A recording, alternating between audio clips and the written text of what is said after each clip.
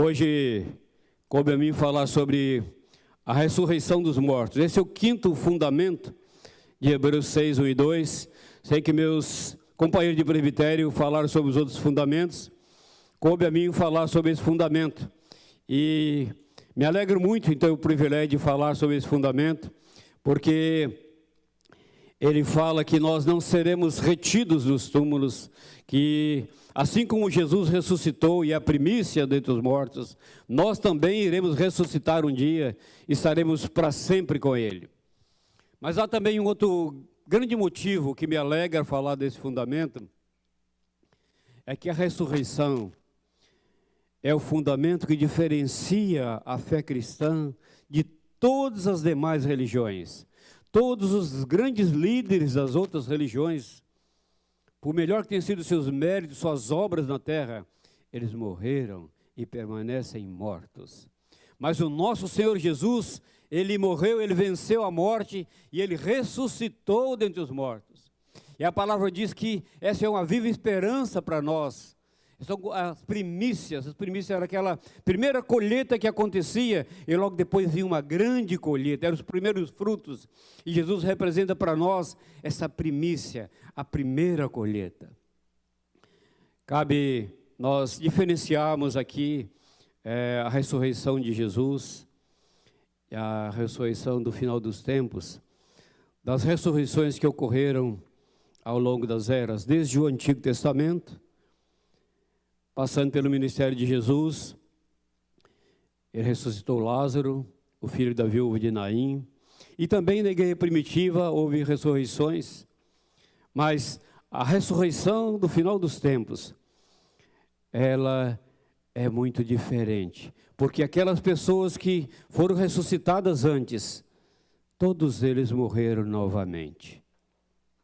Mas a ressurreição do final dos tempos, que nós os salvos iremos experimentar, ninguém mais irá morrer, ela será para sempre, quando herdaremos a vida eterna e tomaremos posse do reino, quando o Senhor Jesus voltar.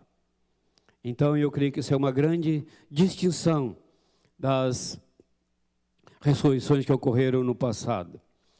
Mas antes de falar propriamente da ressurreição dos mortos, quero esclarecer algumas coisas.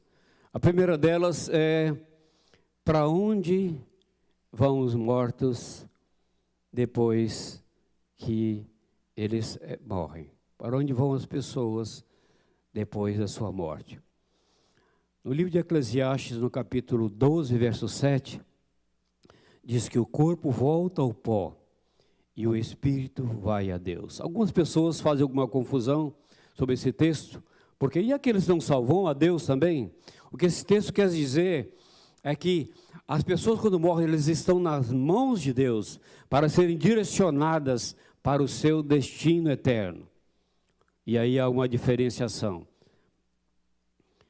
porque aqueles que são salvos, aqueles que creem em Jesus em vida, aqueles que tiveram um encontro com o Senhor Jesus e o aceitaram como Senhor e Salvador de suas vidas, eles têm um destino, porque eles vão estar com o Senhor, desde que em vida eles tenham tomado essa posição, mesmo que seja na última hora, no último momento, no último segundo, como foi a experiência do ladrão da cruz. Eles partem e vão estar com o Senhor. E uma outra dúvida que vale a pena esclarecer: há algumas religiões, inclusive, que acreditam que tanto o espírito, alma e corpo, eles ficam no pó, aguardando até o final. Mas a palavra de Deus nos diz algo diferente. E a grande controvérsia é: e a alma, como fica? Se o espírito vai a Deus e o corpo vai ao pó, como fica a alma? Nós sabemos que a alma é a parte consciente, é aquela que liga o espírito ao corpo, que comunica aquilo que o espírito diz ao nosso espírito, a alma comunica ao corpo e o corpo transmite isso. A alma é a nossa parte consciente, e a palavra também nos dá base para dizer que mesmo depois de mortos, depois desse corpo ser sepultado, nosso espírito e nossa alma permanecem conscientes.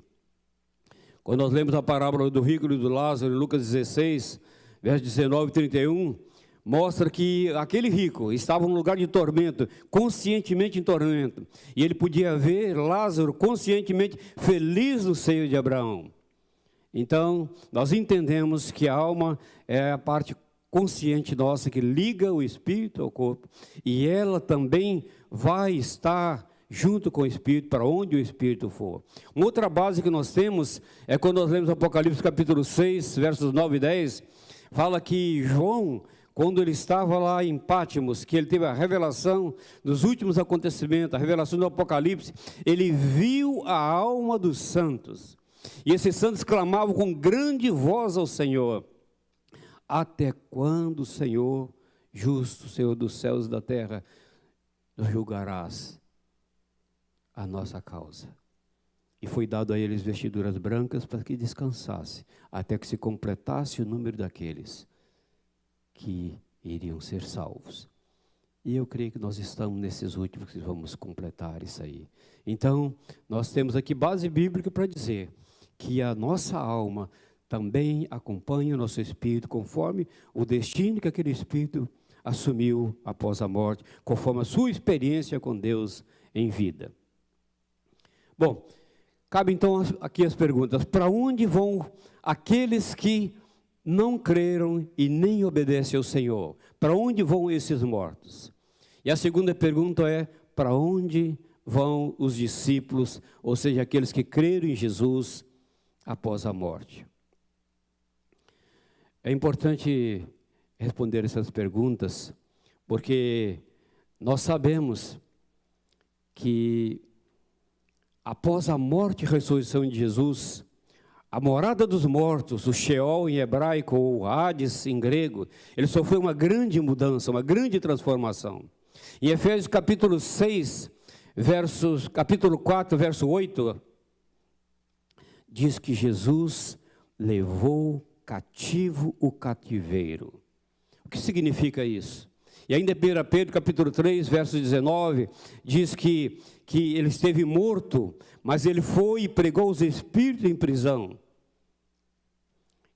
Então, naquele tempo em que Jesus foi crucificado, ele morreu e ficou 3 dias e 3 noites no seio da terra. Ele foi e pregou os espíritos em prisão. Ele foi lá na morada dos mortos. Ali ele teve uma luta com Satanás. E ele venceu Satanás. E ele tomou das mãos dele a chave da morte e do inferno. E ele levou o cativo o cativeiro. Quer dizer isso, que todos os salvos, todos aqueles que creram no Senhor em vida, eles subiram com Jesus e são esses que clamam ao Senhor: até quando nos julgarás a nossa causa? Eles estão conscientes com o Senhor nos céus. Mas aqueles que não creram, não obedeceram, aqueles que foram desobedientes, eles permanecem nessa morada dos mortos. A palavra diz que o diabo tem o poder da morte, Hebreus capítulo 2, verso 14. Mas quando Jesus venceu Satanás e tomou dele as chaves da morte e do inferno, ele passou a ter autoridade sobre a morte. E eu estou certo de que todos aqueles que morrem com o Senhor, eles não ficam aprisionados, porque Jesus tinha autoridade sobre a morte, e eles imediatamente vão estar com Cristo após a morte. Jesus mesmo disse uma palavra ao ladrão que estava ao lado dele na cruz. Um deles estava zombando, estava criticando, debochando de Jesus, mas o outro, naquele momento terrível, incrível, em que Jesus estava ali sangrando, estava morrendo, estava torturado, ele teve uma revelação fantástica. Ele disse: lembra-te de mim quando entrares no teu reino. E Jesus disse: hoje mesmo estarás comigo no paraíso. Aquele homem que procedeu errado a vida inteira, mas no último momento dele, ele reconheceu que Jesus era rei, que Jesus tinha um reino. E Jesus disse para ele: hoje mesmo estarás comigo no paraíso. Isso é uma prova fantástica que nós temos, de que aqueles que morrem com o Senhor, e aquele ladrão morreu literalmente com o Senhor ali, mas Jesus disse: hoje mesmo estarás comigo no paraíso. Por isso é que Paulo diz que preferia partir e estar com Cristo. Filipenses capítulo 1, 23 diz que eu estou certo de que eu prefiro partir e estar com Cristo. Se Paulo dizia que ele preferia morrer porque ele sabia que em seguida estaria com Cristo, isso também certamente será uma experiência que todos os salvos terão. Quando morrerem, eles vão partir e estar com Cristo. Deixarão esse corpo aqui, mas alma e espírito estarão imediatamente com o Senhor. E o corpo aguarda o tempo da ressurreição dos mortos. Ainda um último esclarecimento aqui, é que não há base bíblica para purgatório, ou seja, um meio termo entre condenação e salvação, entre céu e inferno. Não há base bíblica para isso. Quando nós vemos a experiência do rico e do Lázaro na parábola, vemos que Jesus diz que está posto um abismo entre nós e vós. Não há um meio termo, ou você está de um lado, ou está no outro. E também nesse texto nós vemos que não há comunicação com os mortos. A palavra não permite isso. O rico pede que mande à casa dele alguém ressuscitado dentre os mortos, ou alguém que está dentro dos mortos possa voltar e falar com seus parentes, familiares, para que eles não tenham aquele mesmo destino que ele teve. E Jesus não permitiu esse tipo de coisa. Também não existe base bíblica para reencarnação. Então é importante dizer que na religião cristã não existe base para reencarnação, purgatório ou comunicação com os mortos. E nós queremos falar agora um pouco sobre a ordem das duas ressurreições. Esclarecidas essas coisas, nós queremos falar sobre isso. A Bíblia diz que a ressurreição dos mortos acontecerá no final dos tempos, quando Jesus voltar. E Jesus ensina claramente que haverá duas ressurreições. Diz em João capítulo 5, do versos 28 e 29, ele diz: não vos maravilheis disso, porque vem a hora em que todos que se acharem nos túmulos ouvirão a sua voz e sairão. Aqui Jesus está falando de si mesmo, falando do Filho do Homem, que diz que não fiquem maravilhados, admirados disso, porque vem a hora em que todos aqueles que estão nos túmulos, todos aqueles que morrerem, eles ouvirão a voz de Jesus, ouvirão a voz do Senhor na sua volta, e eles sairão dos túmulos, os que estiverem feito bem para a ressurreição da vida, e os que tiverem praticado mal para a ressurreição do juízo eterno. Então, amados, aqui Jesus fala claramente das duas ressurreições que ocorrerão no final dos tempos. A primeira ocorre antes do milênio, é a ressurreição dos justos. Paulo diz assim: amados, eu não quero que vocês sejam ignorantes quanto a isso, porque nós, os que estivermos vivos, de modo algum precederemos os que dormem, precederemos aqueles que morreram, porque dada a palavra de ordem do Senhor, e tocada a trombeta do Senhor, os mortos em Cristo ressuscitarão primeiro. Em 1 Tessalonicenses capítulo 4, verso 16, fala sobre isso, diz: porquanto o Senhor mesmo, dada a sua palavra de ordem, ouvida a voz do arcanjo, e ressoada a trombeta de Deus, descerá dos céus, e os mortos em Cristo ressuscitarão primeiro. Isso é tremendo, amados. Isso é glorioso pensar. Isso traz uma viva esperança para nós. Nossa vida não termina aqui. Nossa vida aqui ela é muito curta e cheia de muitos desafios, enfermidades, problemas e obstáculos. Mas um dia Jesus voltará. Quando Ele der a ordem e for tocada aquela trombeta, os mortos em Cristo, aqueles que conheceram, experimentaram a salvação oferecida por Jesus, eles ressuscitarão primeiro. Então essa é a primeira ressurreição. Apocalipse capítulo 20, versos 4 a 6, nos fala sobre isso.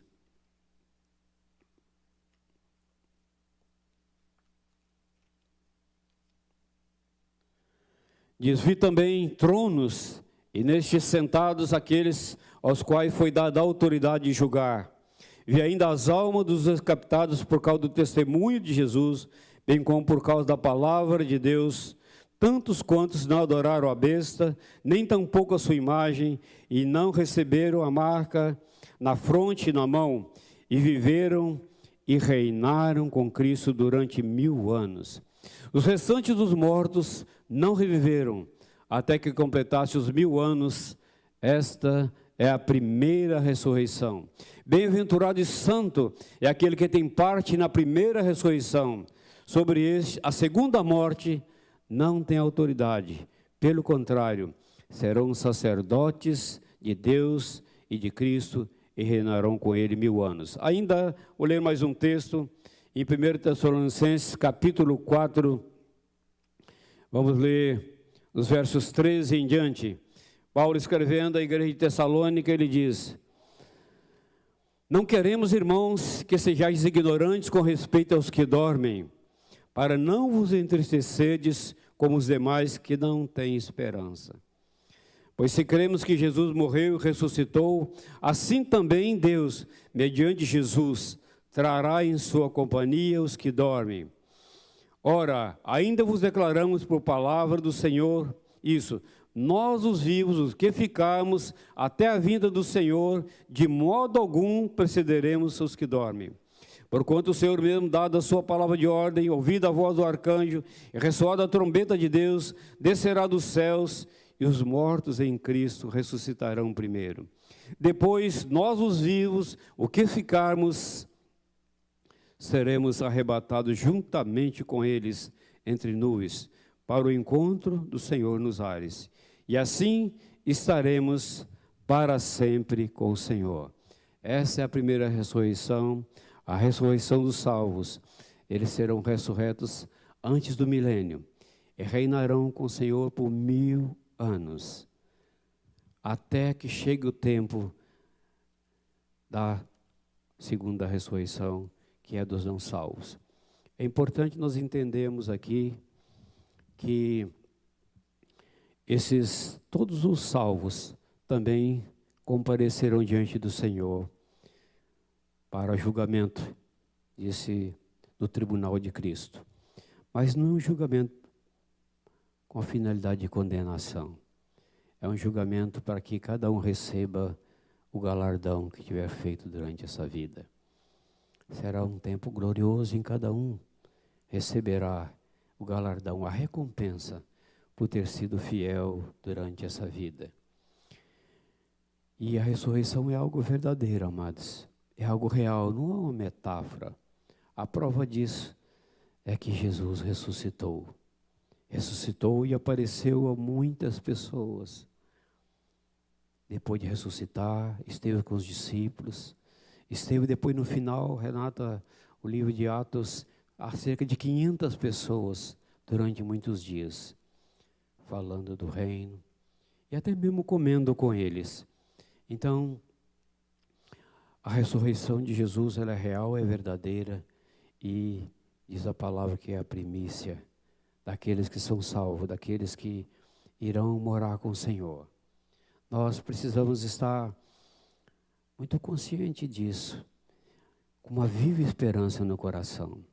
Eu sei que ao redor desse mundo, no nosso país, no nosso estado, e mesmo em nossa congregação, durante essa pandemia, algumas pessoas partiram. E é compreensível de que as pessoas que perderam esses entes queridos, viveram tantos anos com eles, estejam entristecidos nesse momento, abatidos. Mas nós temos que nos consolar com essa viva esperança de que eles partiram e estão com o Senhor. E nós poderemos estar com eles na eternidade, desde que nós sejamos fiéis até a morte, que nós completemos a nossa carreira, que nós guardemos a nossa fé, nós estaremos com eles. Uma outra palavra que também nos consola. Algumas pessoas, por exemplo,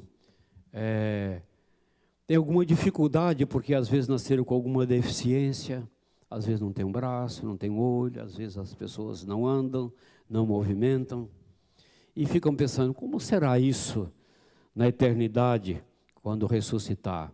Será a mesma forma, o mesmo corpo, com as mesmas deficiências?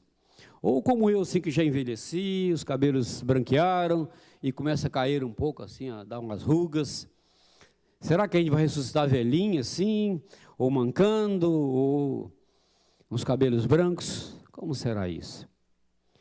E é um consolo até para quem é feio, né? Por exemplo, vai imaginar assim, se eu sou feio, será que eu vou ressuscitar feio desse jeito? Creio que não, amados. A palavra diz que nós receberemos um corpo glorioso, como o corpo de Jesus. Sem deficiências, sem velhice, sem enfermidades, completo, glorioso, poderoso. Nós podemos nos lembrar de que Jesus podia adentrar numa sala sem passar pela porta, sem passar pelas paredes, e aparecia, e de a pouco aparecia em outro lugar. Mas as pessoas podiam vê-lo, conversar com ele.